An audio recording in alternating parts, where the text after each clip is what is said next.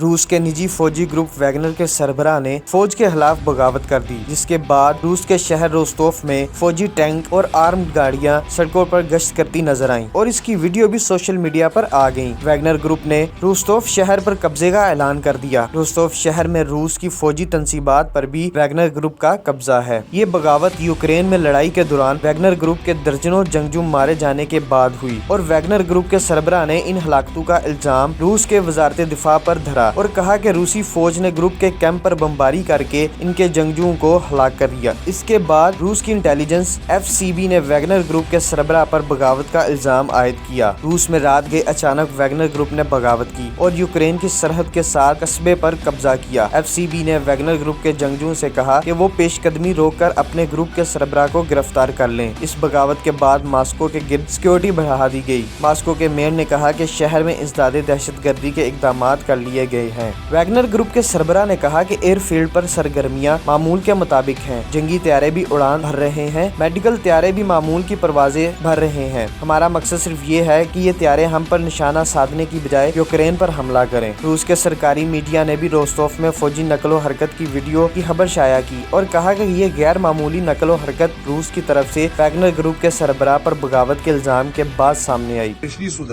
то мы еще раз подтвердили много новое. Огромное количество территорий потеряно. Солдат убитых в 3-4 раза больше, чем это в документах подается наверх. А то, что подается, это в 10 раз меньше, чем говорят по телевизору. Санитарные потери в день составляют некоторые дни до 1000 человек.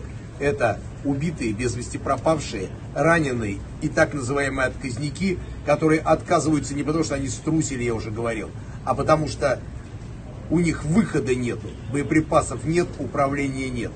Начальник генерального штаба бежал отсюда, как только узнал о том, что мы подходим к зданию.